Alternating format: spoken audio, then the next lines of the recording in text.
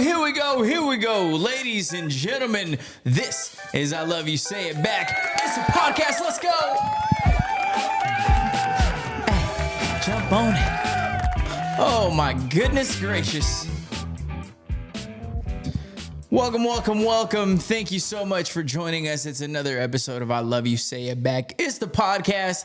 I'm your host, Vic D, and as you can tell, we got the vibe set. We got the ambient lighting. We've got so much going on. Ladies and gentlemen, today we are at Salt7 Floating Center, and I could not be more excited. You know, this is podcast tour stop number 2. We're making the transition from our old studio into our new studio, which means that the new studio is being prepped, still working on that. And in the meantime, we decided to take a little world tour. And by world tour, I mean Bakersfield, local businesses, cool people, and getting a little bit more out in the community. And I could not be more excited. Last week, our first stop, once again, thank you, Roosters Honky Tonk. This week, could not be more excited to be coming live. You know, we're going to have that discussion. Is this live? Because I'm recording this live. Like, all those noise, that's live. I'm not editing that out. This is live. I don't care what anybody says, because we don't edit the bad parts. The way the podcast goes is the way it comes out. So this is 100% live from Salt7 here in downtown Bakersfield. Come check them out. We're going to be speaking with the owner of Salt7. We're going to talk about all the benefits. I actually got a float in earlier today. So if you're like, oh my gosh, Vic, you look 17 years younger and you look so sexy. Well, you guess what? It's because I floated. All right. Now you know. But boy, do we have a lot to get to on this episode. Of course, we're going to be talking with the owner of Salt7, but we still got a whole podcast, folks.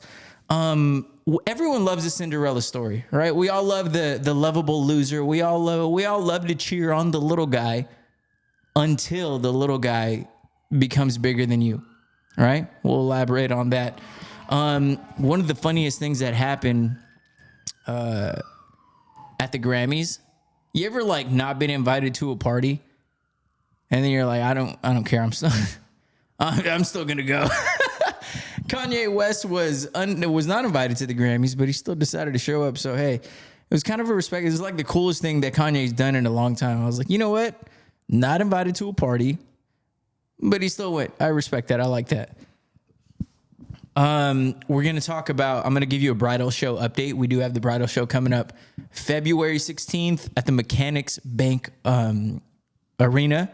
So I'll tell you how that's going, because if you've been with me for whether it was on my radio show or on here, you know that the training for that, which I know it's like nobody tells you to do any training. I know, but I run a little extra. I work out a little more. So I'm trying to get into good bridal show shape. That's very different than my normal shape. So I'll tell you how that's going. Of course, folks, one of the biggest things going on in America this week is the Super Bowl. We got some Super Bowl fun facts. We'll make some picks and predictions, and how much Super Bowl ads are going for nowadays. What's going on with all these flights? I feel like, no, it's not just me, because it's been all over the news. It's been all of us who are talking about it and are concerned about, is it even safe to fly right now? You hear about the flight that crashed over here, and then you hear another one flying over here. I'll tell you right now, it's going to be okay, and I'll tell you why. Taco Bell announces they're bringing some churro confetti or birthday churros, which is just bad news. You know what I'm saying? Like, do we really have to do this on a bridal show week? We'll talk about our Super Bowl snowboarding trip that we do every year, and lots more. So we'll get into all of that. Once again, I want to remind you, this special episode brought to you by Salt7 Floating Center here in downtown Bakersfield. Again, we're going to be talking with the owner, but thank you so much for allowing us to use your beautiful facilities. If you notice, the lights are just an absolute vibe, and I'm happy to be here. But let's get started, folks. I wanted to start with this because we all love the lovable loser. We all love to root for the underdog. We all love to root for the little guy, the ugly duckling, the little engine that could, right? We all love to do that. I'm going to bring him up, and I'm going to talk positively about him because he's not a threat to you. Because you're not afraid of that little engine that could. You're not afraid of that little thing. We love rooting for the Chicago Cubs, the lovable losers. Oh, why? Because the Chicago Cubs are always going to be horrible. Then 2016 comes and everybody's cheering. Yeah, you can have one championship. No damage, no harm, no foul. Hey, congratulations. You've been a loser your whole life, and I'm happy that you got one. But whether it's in business, whether it's in any kind of competitive sports, in anything, we love rooting for the underdog. But what happens when the underdog becomes, and we're talking about this because it's funny that the Super Bowl and the Kansas City Chiefs are drawing this, I'm drawing this great parallel to life from what's going on with the Kansas City Chiefs. We love a lovable loser or an underdog until they become the Kansas City Chiefs. Let me take you back about 4 years ago when they lost to the Patriots. I don't know, 4 or 5 years ago. I don't know the exact date. When they lost to the Patriots, remember everybody was lamenting, we hate Brady, we hate the Patriots, we hate Belichick. And then a couple years later, so everybody was rooting for the Kansas City Chiefs. The little guy, the rookie quarterback, the young quarterback, the chubby head coach, big red, lovable guy, mustache, glasses. They weren't threatening anybody. You weren't afraid of them. You were rooting for them because they were going against the evil empire. And I feel like we root for them until now they're going on their third championship. And this is simply what happens in life. This is simply what happens in so many aspects of our lives.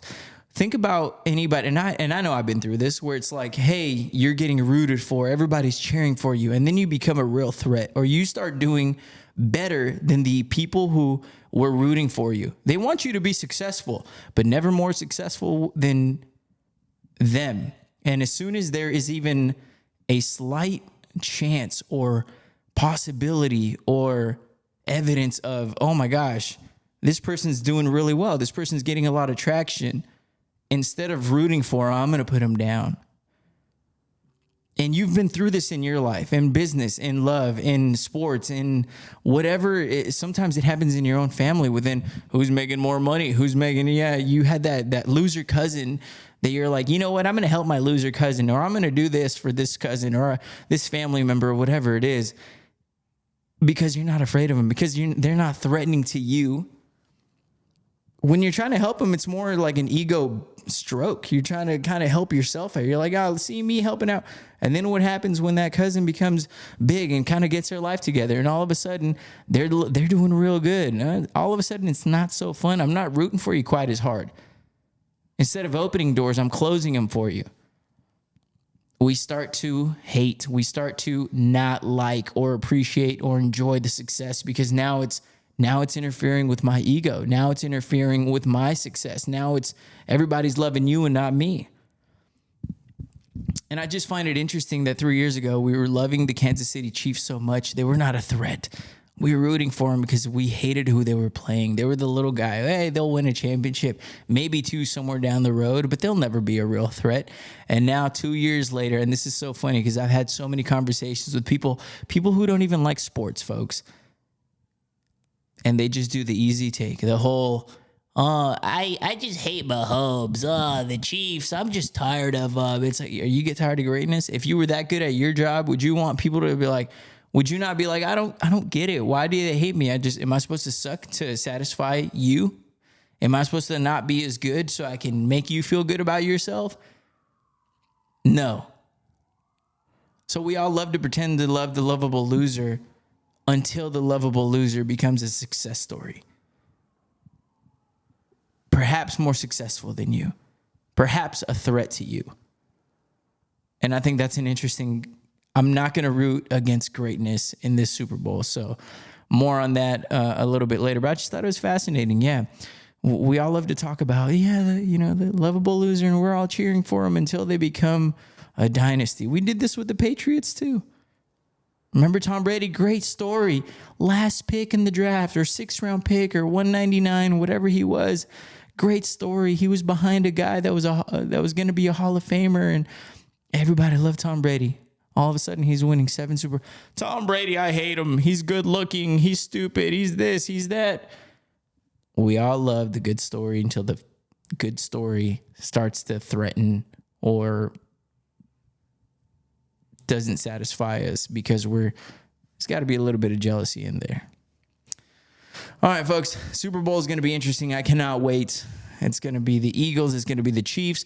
We'll get into some picks and predictions coming up here in a few minutes. But without further ado, I wanted to bring in, we were talking about places that we were going to hit. And a lot of downtown places are just incredible, sometimes hidden gems. This one I had heard of, but there's other ones that there's so many like pockets of incredible businesses that have been around forever that sometimes you don't even explore.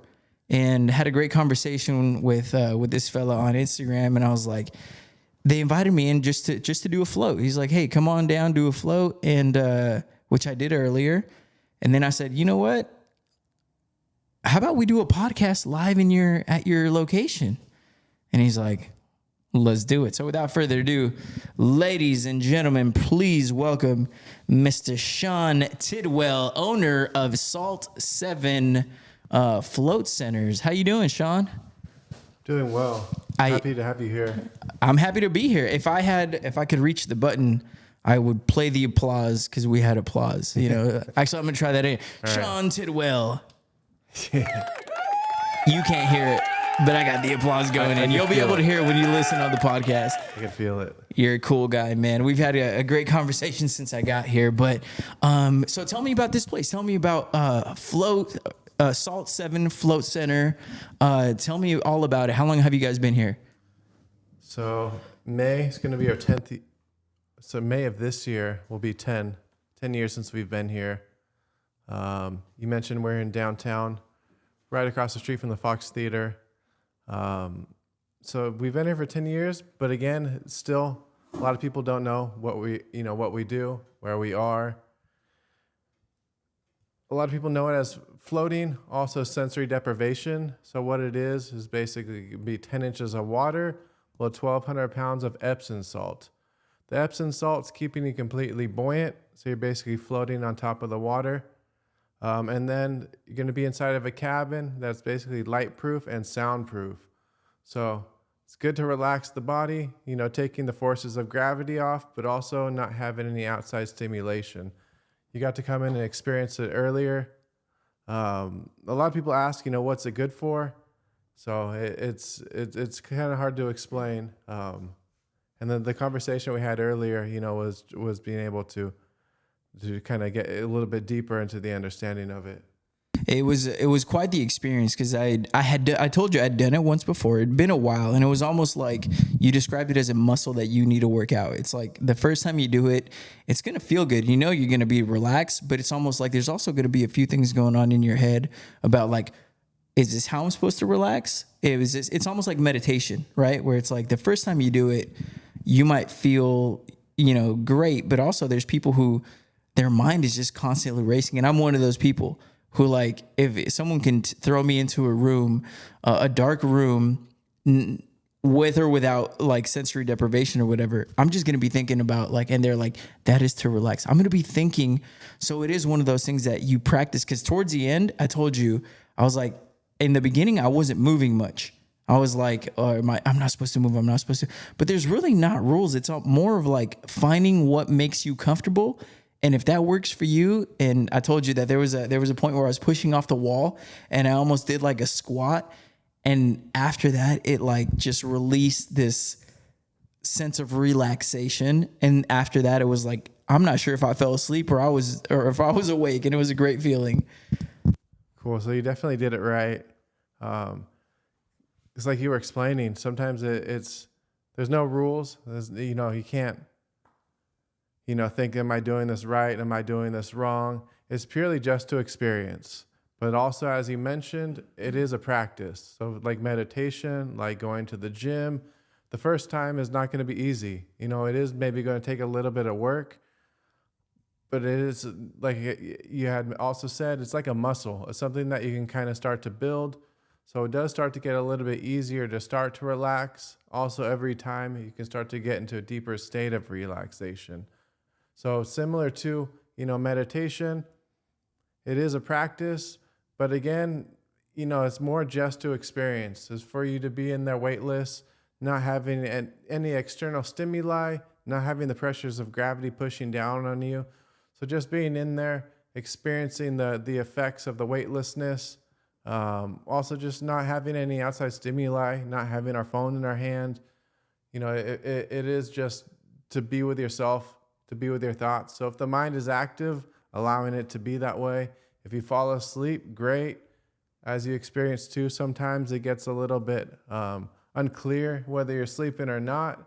Absolutely. So it's kind of like putting your head down on the pillow at night. At first, you might start to think, oh, I got to do this tomorrow. Your mind might start racing, but then it slowly starts to wind down and then ultimately ends up, falling asleep, going into a deeper state of relaxation. And I'm going to admit something that I don't think a lot of people like to admit. I think a lot of people feel it, but I don't think that they like to admit it. You brought up a great point about your cell phone. You're away from your phone. You're obviously in the water. So there was a point in there where this is the part that I'm not afraid to admit. I'm always on my phone. I'm connected to my phone, whether it's because of the podcast, whether it's because of a video that I'm doing or something I'm working on or getting back to people or whatever. And I don't care. I'm not afraid to admit that. A lot of people are like, I can stay away from my phone. I don't even realize when I have it. No. There was a point in there where I was like, holy shit. I was like, I haven't looked at my phone in like 30, 45 minutes. And it was a crazy feeling because normally that's when I'm like, all right, where's my phone? I'm anxious, and a lot of people won't admit that, but I will, because I think most of us are nowadays, especially when you do things like in the media or social media. But it felt great that I didn't feel that anxiety when I almost I almost forgot that I hadn't been on my phone. And that was that was one of the surprising little things about the whole experience. Yeah, that's a trip. I mean, we definitely are so connected. And then going into this aspect of, for your job, for your career. So especially for myself, for small business owners, social media, advertising plays a big part in it. So, I could find myself be on Instagram, on social media way too often. Also having to, manage phone calls, send text messages. So as you said, kind of being honest with myself, knowing that, I'm on my phone. My screen time is way more than it should be. So being able do you want to compare screen times? Do you know what I know mine is, and I'm embarrassed, but I'll say it if you say it. I don't know. I haven't even looked. I don't know if I want to look. You want to look at it? Probably like most of the time I'm awake. Yeah. You want to know what mine is? What is it? It's over 10 hours a day. Oh my gosh. How do you look it up? I don't know. I get a report every Sunday and it's embarrassing. But I look at it and I'm like, damn. Because I think about I'm sleeping. You got to think you're asleep some of that time. You're like, literally most of the other time that I'm awake, I am on my phone. Yeah, I feel the same. I mean, because very quickly it can turn into I'm doing something productive and then a spin out and just watching a weird meme or watching different reels or just kind of entertaining myself. But it is verging on an addiction or some kind of quick instant gratification. And then going back to what you mentioned about the floating being a practice, not being easy, just like going to the gym. Some days it's easier than others. Sometimes we don't want to be there. Sometimes the hardest part is just showing up. So I could find myself being so caught up in social media, playing on my phone, that I don't even want to get in there, or finding my mind is just so kind of conditioned to, this quick kind of easy carousel, all these random thoughts, all these random ideas, all these opinions, really just being caught up in things that I shouldn't be worried about. People's opinions, what's happening outside of my own, I guess just kind of finding that I'm not minding my own business, getting caught up in everyone else's business. Yeah. And that's where I will give people like yourself and myself. I do think there is a social media, just entertainment aspect, but I can think of I know how long it takes to make TikToks and reels. Sometimes I'll spend 2-3 hours just working on a few reels. So I know that plays into it.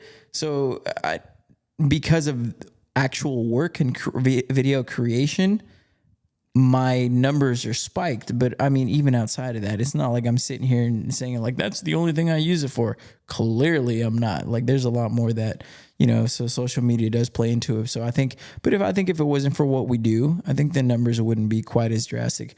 But I will also, I want to get back to, I thought the name was one of the first things that really attracted me, or that I was curious about, was the name.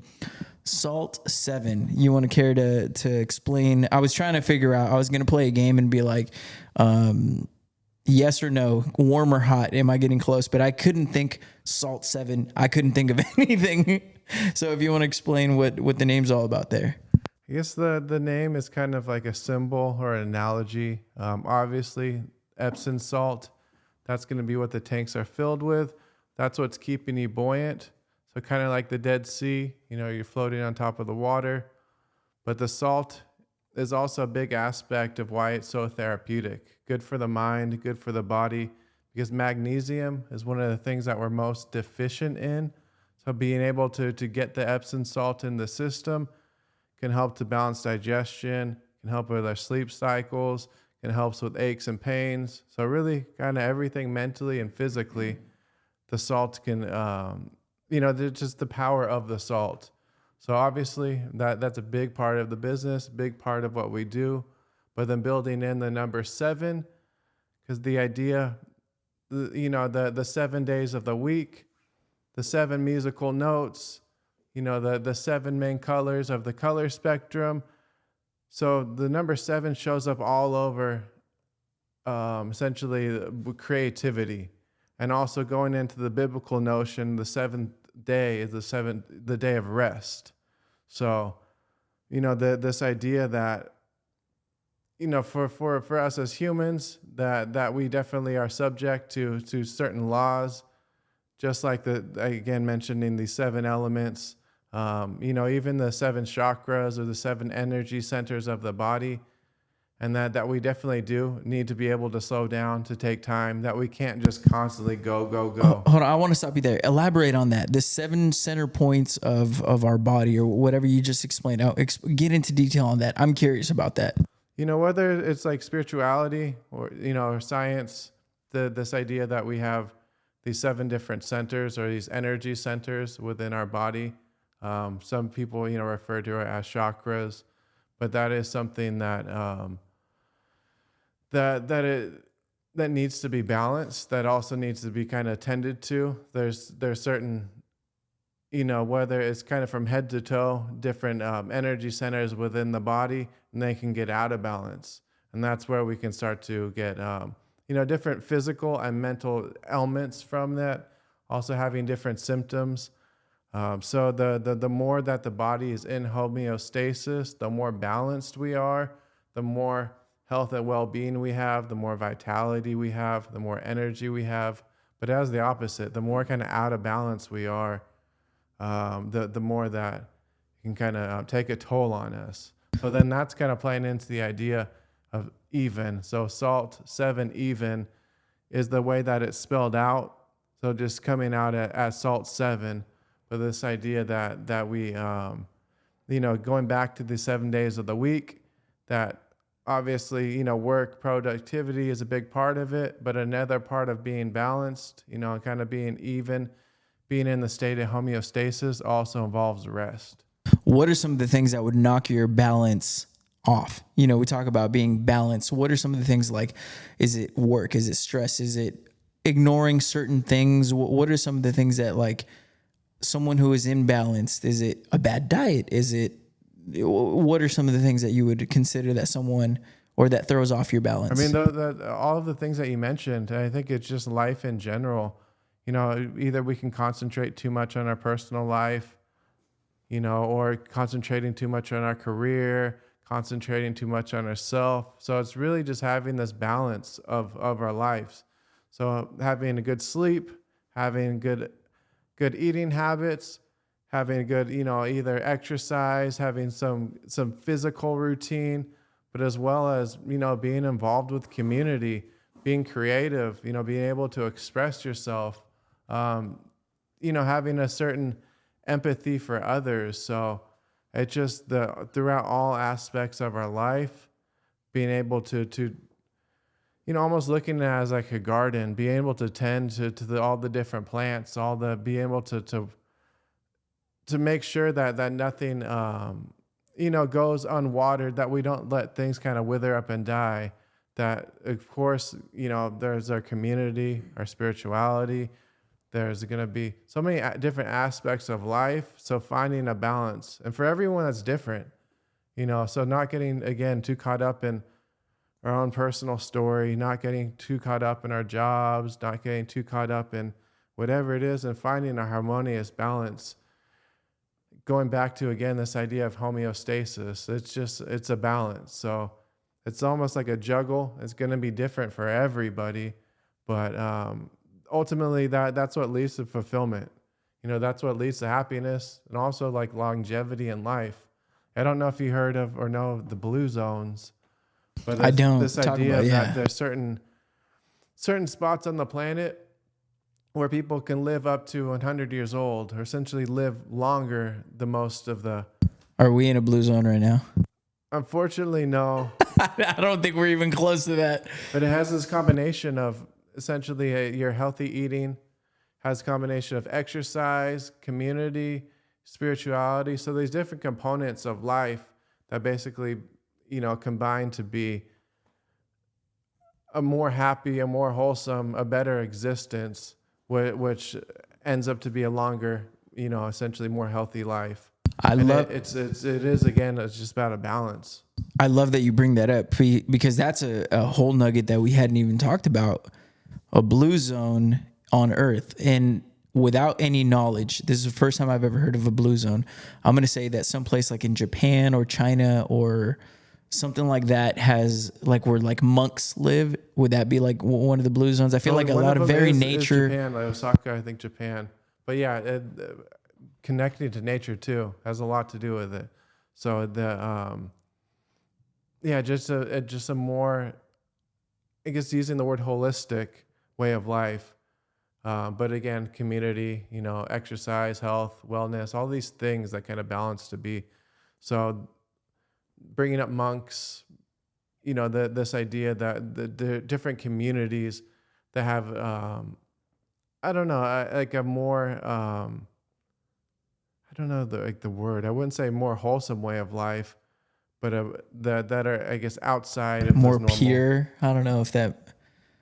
When it comes to diet and it comes to like living in more nature areas, I feel like that always tends to benefit the mental and physical part of life. I feel like it always just kind of comes back to that. Yeah, I think you're right.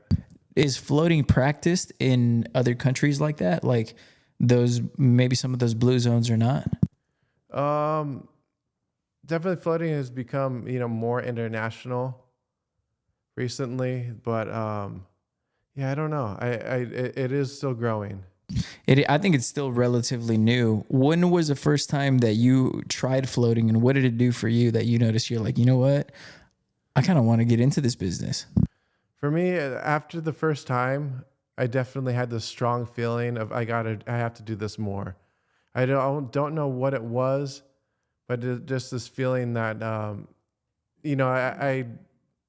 as you shared, had kind of this feeling of, oh man, I couldn't really relax. I couldn't, that almost a feeling like I didn't do it right. So it was something that I almost felt challenged by. The more I did it, the more I kind of found out that how kind of tightly wound our bodies can be, how active our mind can be, and how much of a challenge it was for me just to sit still. So again, just this idea of putting down our phones, kind of unplugging for a minute, we just really kind of took up this challenge that I felt the benefits from it, but also that I needed to slow down. I needed to shift gears. And I think that's a great thing to bring up, because I think subconsciously we go through our everyday, that's our routine. I wake up, I go do this, I go do that, I go to work, I come home and I eat and I this and you become so routine, which I think routine is important. I think routine is great, but I think sometimes not all routine is great. Not all routine is beneficial for our health. So if I were to ask you, Shaun, who would you say is a perfect person who needs to try float? Someone who is some kind of a busybody, maybe athletic, maybe they need to do a little bit more relaxing with the muscles. Who is the person who you would say who's maybe never tried it and be like, if you fit this, if you're maybe you have a corporate job and you're constantly going from here to here to here to here, high strung, always drinking coffee, kind of, what's the ideal person who you would say you're a perfect candidate for floating? I mean, that's a really good question. Thank you. Definitely a lot of the people that have been vocal about the benefits have been high performance athletes. Steph Curry is actually one of the people that, is really gives floating credit for giving him this competitive edge. I know Joe Rogan, he's been very vocal about how floating has really kind of changed his game. Also going into a lot of like high stress, high performance jobs. So and a lot of stock traders, a lot of people that are in very stressful environments have been the early adopters of floating. But, going into the aspect that everybody can benefit from it. So I spoke highly of it too, so you could add Vic D in there. Podcaster, I'd love to say it back. You got Steph Curry, you got Joe Rogan, you got Vic D. So go ahead, continue. Yeah, you wrote the list of the greats. No, that's awesome. I do think that I just want to go back to my experience and, someone who tries it for the first time and it's normal to be like, I felt like there was a little bit of meat left on the bone, right? You told me this beforehand. You're like, don't worry if you don't feel like you got everything out of it the first time. It's like the first time you go into a room and you meditate and you're like, I wasn't sure how to do it.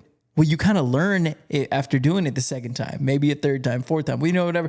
It's a muscle that you need to exercise, and the next time you get better. Because this is my second time, and even though it had been a while since I'd done it, I felt so much better this time, simply because even the first time you're in a room that's dark, sensory deprivation, right? You open your eyes and it's as if you have them closed. That's a trip within itself. And then you're just kind of like adapting to this new environment, and our bodies go into this kind of survival mode. So you're thinking a little bit, but then you do it again. I went in there knowing what to expect. And I tell you, like, I had things to do. I had errands to run after I left here. And I was like, I need to find somewhere to just kind of sit and relax. Cause I feel all sorts of relaxed right now. It was a great feeling. I even texted you. I said, Shaun, that was incredible. I can't wait to talk on the podcast later. I'm glad that that happened today, that you're able to do the same day, be able to share that experience. But going back to like what you said about us being creatures of habit, that kind of just going through the motions day after day, that sometimes becomes the hardest thing to bring ourselves in here. Like I said about going to the gym, sometimes the hardest part is showing up, but especially something new, that it's not that often that we take care of ourselves, and also not that often that we do something new. So that's part of our catchphrase of make time to relax. That is something that we all need, but it's also a lot of the times is the last thing that we're going to give ourselves. It's the last thing that we're going to do. So I have a lot of people tell me, hey, my wife told me, or hey, my husband told me I needed to go relax, or they booked this appointment for me. Almost some people being pushed into it because it's, again, it's not that common that we take time for ourselves. I think it's a great point that you bring up. And I love your slogan, make time to relax. It just sums everything up so perfectly. It's like, I feel like in life, whenever we have a little extra time, and I'm guilty of this, and I've realized it over the last 2 weeks. I'm sorry, like over the last way more than that. Anytime that I have a little extra time, you know what I do? I don't go and relax. I don't go and maybe book an appointment. I'm like, oh, I have more time to do more work. I'm going to get ahead. It's never, I finish editing a podcast or something and I'm like, okay, I finished. Ooh, I got done early. It's now 2 a.m., 3 a.m. and I'm done. I'm not like, let's go to bed. I'm like, now I have time to do another reel. I'm going to get ahead. So when you say, and I saw your slogan, take time to relax, it kind of struck a chord with me big time. So I do appreciate that aspect of it where it's like, you know what? Sometimes you need to get it into your head where it's like, it is okay to make this time. And sometimes people feel guilty about it. They're like, yeah, I should be doing more. I think that it's a big part of our society is this idea of productivity. That we almost we're too hard on ourselves with that, and especially bringing up social media, being creatives, being business owners. That there's always more to do. There's not enough time in the day, but also when, like you said, when we do have a little bit of free time, when you do complete that task, it's almost that we turn into this, almost this idea of FOMO that we should be doing more. That we never, we're doing enough. That, oh, cool, we got, more views than we normally do. But then again, chasing this new high, kind of always pushing it further and further to where, a conversation we had before about the podcast and where you're talking about the underdog is this idea that, once you do reach greatness, once you do, a lot of people can't sit back and enjoy that. That you do become the captain of your industry, or you do become the Hall of Famer, or you become known for what being good at what you do. But internally, I think that there's still, they still want more. Especially we were talking before about creatives, this idea that somebody could be like a Grammy winning artist, somebody that can be, selling out stadiums, but then they still have stage fright. Big thing. Yep. So it's like that, you just so get caught up in life and this day to day and, showing up and, the going through the motions, you never really be able to tend to this person inside that does have fear, that does, have anxiety, that does have sometimes just needs to take a day off, but then you're pushed into being, always being proven greatness. It becomes tiring. It becomes, wears people down. It's equivalent of a drug. Once you have a drug that gives you whatever you need, well, that same dosage over time is not going to be enough. And you brought up, since we're talking about the social media aspect of it, man, that video did it really well. All of a sudden, I'm like, okay, well, let's do another one. Let's do another one. Oh, that one didn't do as well. It's like that sets a new standard and you're never going to be satisfied. So it's a wild thing that I know I can look at from the outside in, but I'm too far in right now to even...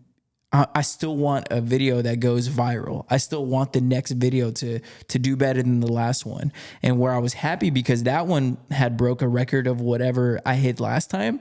Now the new standard is this, and I'm no longer satisfied with what I was celebrating last time. You know what I'm saying? It's like now it's not enough. It's like a drug. And I think to sit back and kind of enjoy these things or even just appreciate them for what they are in the moment is a huge thing, and being able to kind of mentally reset. I think before the podcast, I think it was such a great thing. And I was talking to someone about this too. I was like, it's such a great thing that I did the float today before we did the podcast. I came in earlier today, did the float.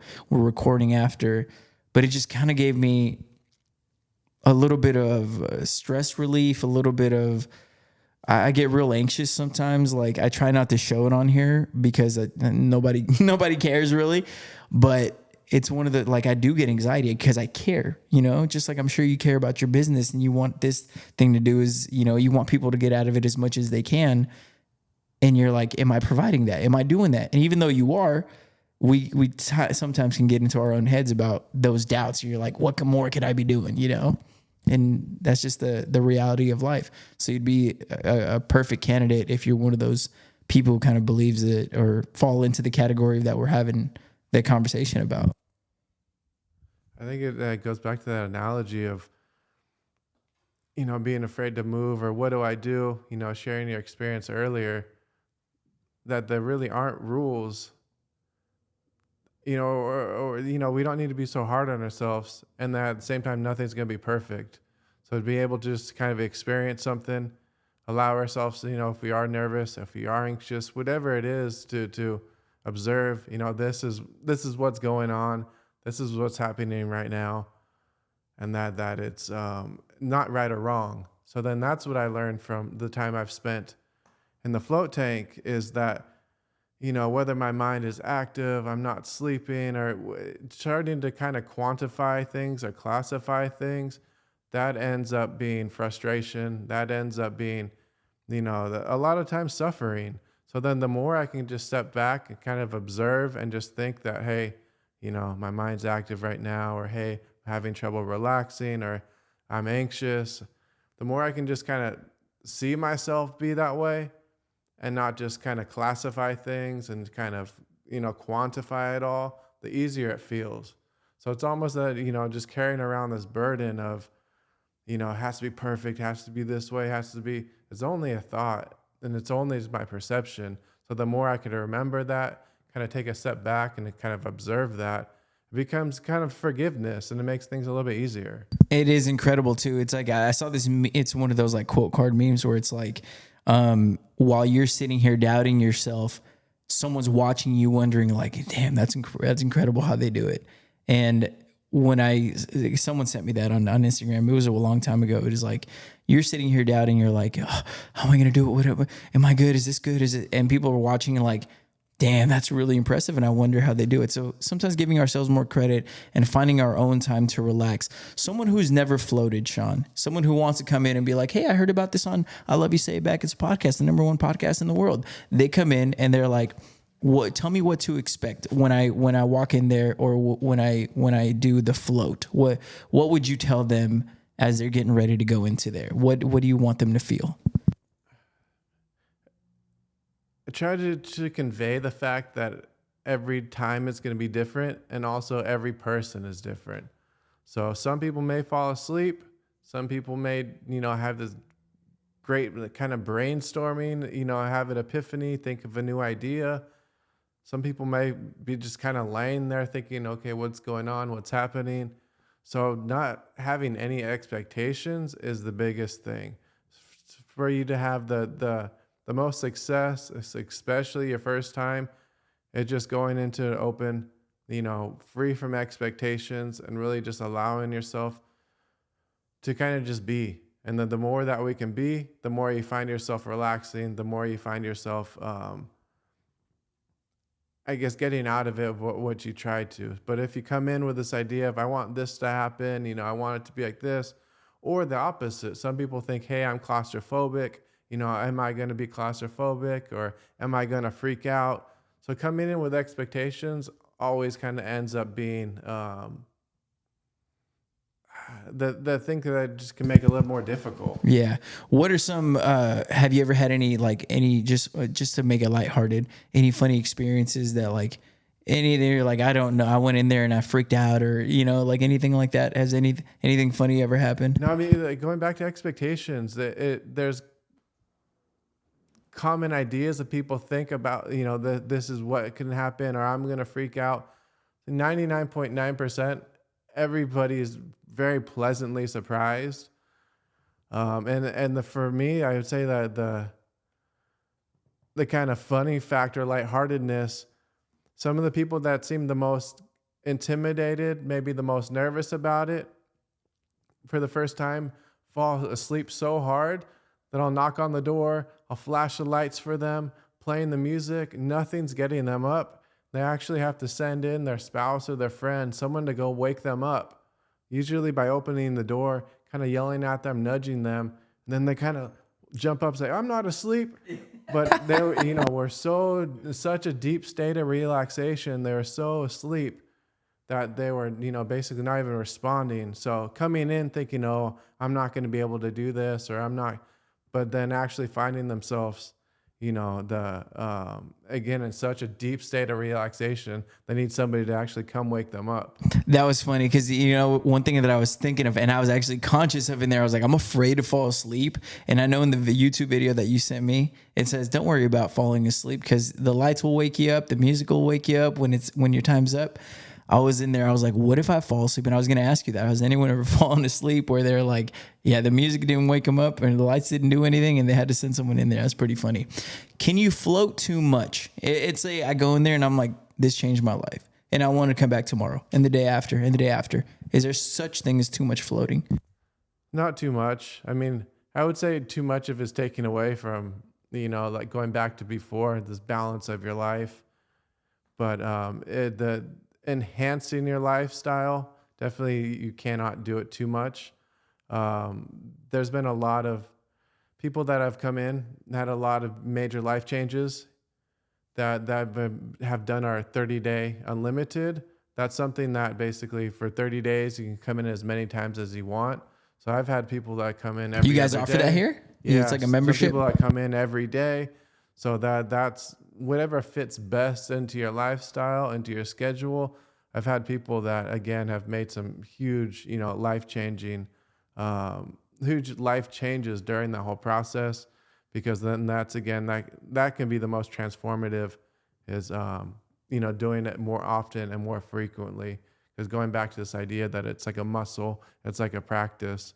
The more experience you get under the belt, the more benefits you start to see.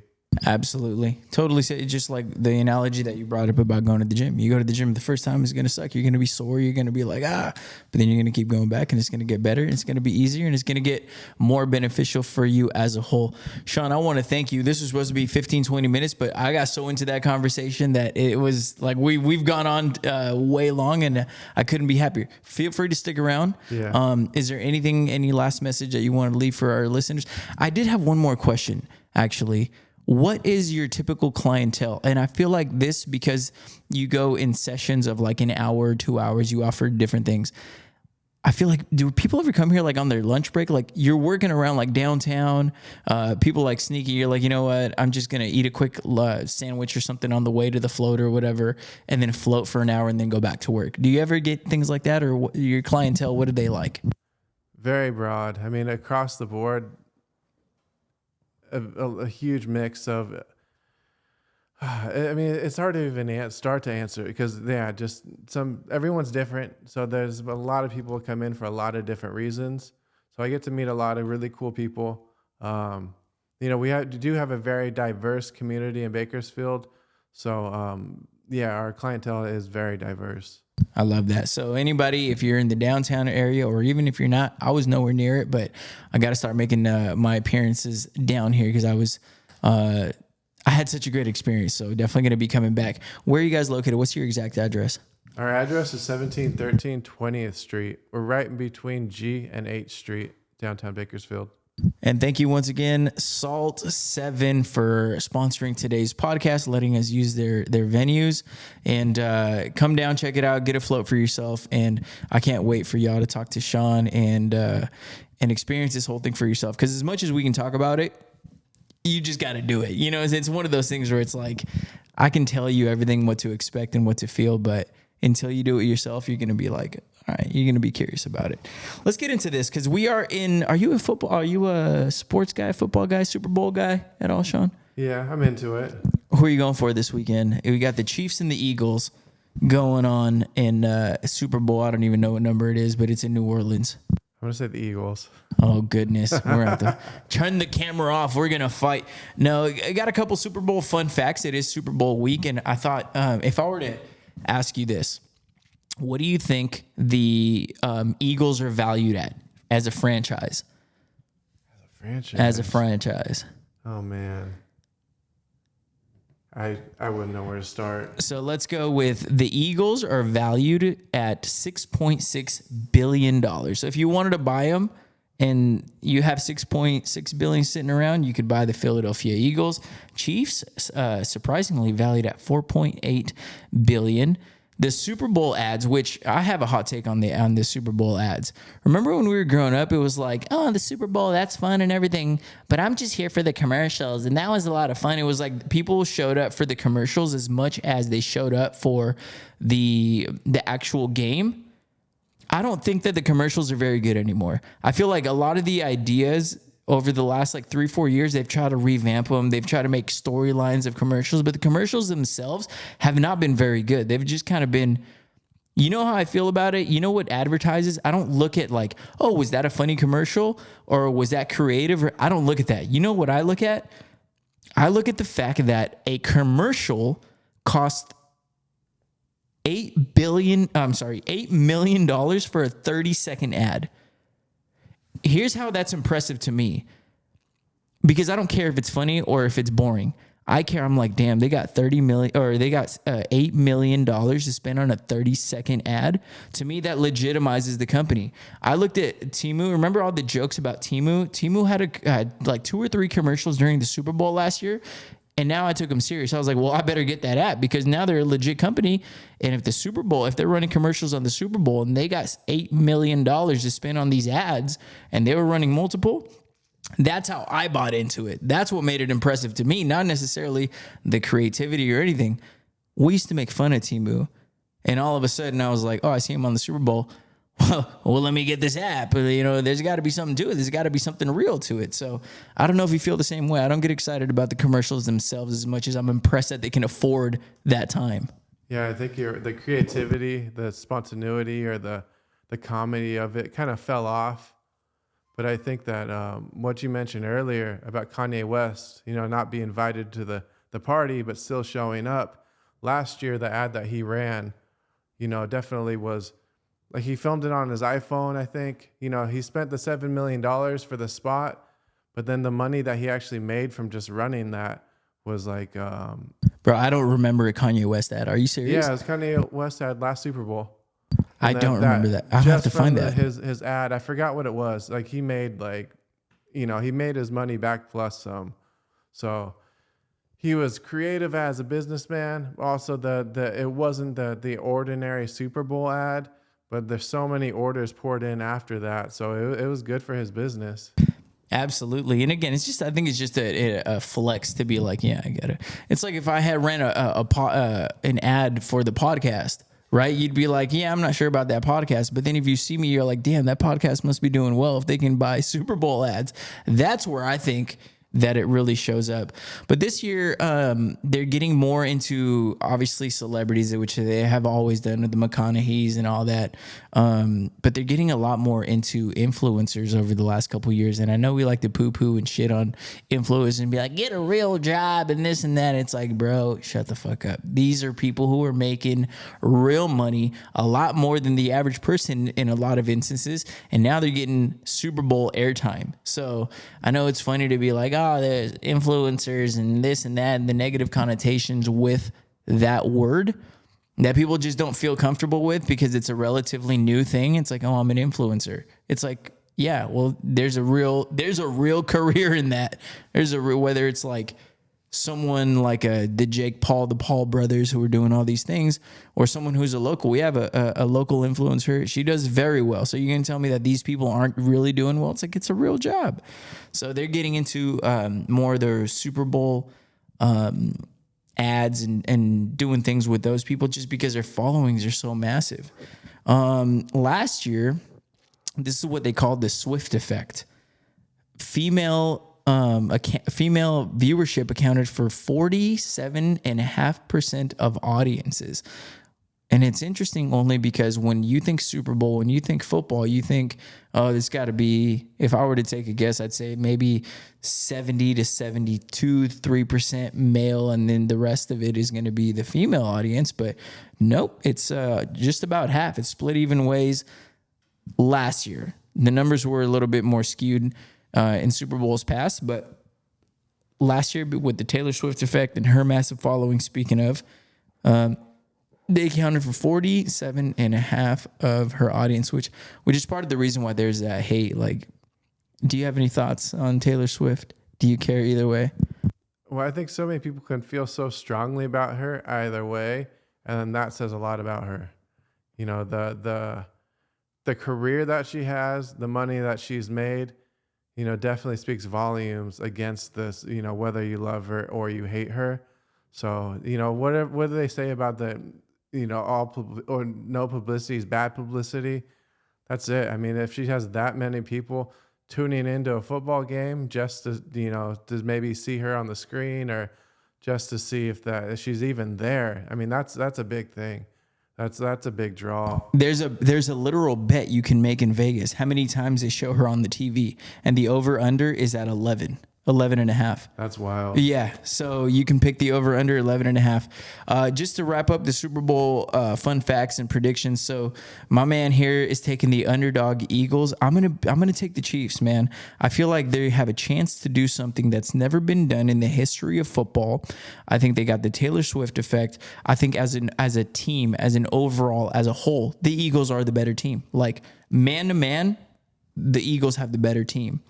I just think that at head coach, I think at quarterback, they have 2 generational talents. And I think with Chris Jones, and not to get into too deep into players, but I think the Chiefs are going to be able to pull it off and get that first three-peat, and they're just inevitable. They're that team that finds a way. They won almost all their games this year, and they all won them all like at the very last second. So I think you could look at it and be like, this team's better than this team. And I think the Eagles, again, back to the whole point of as a team, they are better. But I just think the Chiefs are going to find a way. And whether you believe in the refs or whatever, that's a whole different conversation. But give me the Chiefs. My man's going to take the Eagles, so we'll keep you updated on that. Here's an interesting thing. Have you been noticing what's going on with these flights? I feel like all of a sudden we went years and decades of seldom having any issues with flights, right? Crashing or anything like that. And all of a sudden, I feel like in the last week, you've been hearing about the one in Philadelphia, the one that was going here, the one that was going over there. And everybody's starting to get freaked out about flights. And I'm not going to lie, for a moment, I got caught up in the sauce. I don't have any flights pending, but I want to have flights pending. You know what I'm saying? Like, I don't want to be too far away from my next flight at any point. And it got me a little bit nervous, especially my sister does. She's flying out on Sunday. So it kind of made me a little nervous, but I was thinking about it. I was like, look, they've had, I don't know how many, it's been less than 10 issues. It's been maybe 8, 7, 6, whatever. But it goes back to how, and not to get too deep into the whole like media manipulation, but what they call like the spotlight. I forgot, there's a name for it. It's like spotlight. So they've highlighted like 7 different issues or 6 or 5 different issues in the middle of there being thousands and thousands of flights every day. So now we think that there's this, pandemic when it comes to flying, when really it's, they're just, it's like if they started reporting on people tripping on the sidewalk, is everyone tripping on the sidewalk? And they bring it to the national news. It's like, well, no, people trip on the sidewalk like every day, but no one ever reports on it. You know what I'm saying? So I just thought it was a funny thing that is suddenly taken over. Now, granted, this is a little bit more serious because people are dying, but yeah, I thought it was an interesting, the spotlight, highlight how they're, like, hey, let's take these stories, boost them across everywhere. Cause then you hear about random crashes and then you hear about them for like a day, one story, and then they move on. But all of a sudden there's been like, here's 3, here's 4, here's 5. And it's top of the freaking news. So I'd say if you're traveling or if you plan on traveling, I think you'll be okay. I think we'll be all right. Last thing we'll talk about here is going to be Taco Bell announced that they're going to be bringing back some, I don't know if they call it like birthday churros or celebration churros. I'm a big, I love Taco Bell. I know I'm probably not supposed to say that. Vic, you're supposed to be more healthy. I know Taco Bell is delicious. But you know why this is trouble? Because I'm a big churro guy. Are you a churro guy? I love Cheetos. Yeah. With Cheetos or churros? Oh, no, Cheetos. No, not so much Cheetos. Churros. I love churros. Churros are fantastic. Do we have any places in town that have good churros other than Taco Bell? Man, I'll have to get back. I was thinking about it too. I think your mic might have gotten unhooked. Speak into it real quick. Oh, there we go. Back. Yeah. I was like, yeah, churros. I love them. Have you ever had one at Disneyland?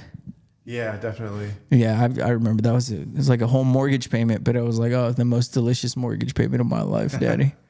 But and then I'll leave you all with this. So you brought up the whole Kanye not being invited to the Grammys, but he still showed up. It was absolutely hilarious. It's like that little kid thing where it's like, I don't care if you don't invite me, I'm still showing up. And he showed up. Did you see the video of him showing up with I think it's his wife, and she showed up like naked. And this dude showed up looking like a bodyguard. She shows up in a giant fur coat and then just takes it off, and she's like completely naked. Don't get me wrong, I'm not complaining. She's banging. She's hot, but that was hilarious. It's like we all assume that he was invited because he's Kanye West and one of the, great music minds. But then it's like, oh, by the way, he wasn't invited to the Grammys. It was like the most hilarious story that I've seen in a long time. And by the way, he showed up and he's like, and my wife's going to be naked. Hope you don't mind. You have any thoughts on that? Yeah, I guess like going back to the Super Bowl commercial, he always finds a way to kind of be unconventional at how to get into people's minds, whether you love him, you hate him, kind of like Taylor Swift. He can still plant himself in the public zeitgeist. You know, whether it's staying current, staying relevant, but also this just getting people, you know, to not forget about him. I'm gonna have to Google that word. What was it? Zeitgeist. Yeah, zeitgeist. Yeah, what does that mean? I'm gonna have to. You're going above my language level here. I don't know. I can't define it, but it just it's like a meme.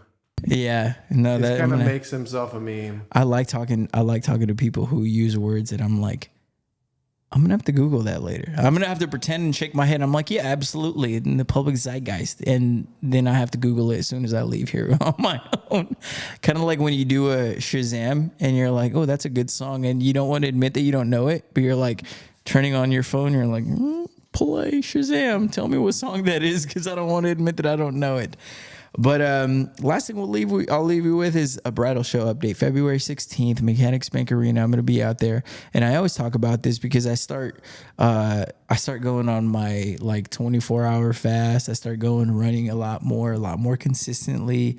I don't miss anything because, sis, it's like I feel like those for like 2 weeks. I feel like one of those models that like goes and they're like, I have to perform at Fashion Week and I'm going to be walking the runway. So I'm going to have a crouton and a shred of lettuce every day for once a day for an entire week. And that's kind of how I feel. So I'm running. I'm not missing any runs, although I kind of want to take a nap and relax today. But I'm not missing any runs. I'm not missing a lot of things. I'm staying on top of it. And I'm happy to report that I'm down like 6 pounds. So maybe by the time that the Bridal Show comes around in 12 days, I don't even know what today is, 12, 14 days, whatever, 12 days, I'm looking to get down to 37 pounds. So I still got a long way to go. But other than that, that's the update. We'll keep you updated. Final pick, Eagles. I say Chiefs. Enjoy your Super Bowl Sunday. Enjoy your wings. I'm going to be snowboarding up in Lake Tahoe and with the buddies, as we do every year, our Super Bowl snowboarding trip. I want to thank you, Shaun, once again for having us. I appreciate you. Y'all come down. Thank you, Vic. Check out Salt7 downtown Bakersfield, across from the Fox Theater. Beautiful facilities. They got the showers in there. You need a little time to relax. This is the perfect place to do it. And we'll catch you guys next time. This was another episode of I Love You, Say It Back. It's the podcast. Y'all have a great night. Sleep good. Que sueñen con los angelitos. I love you. Say it back.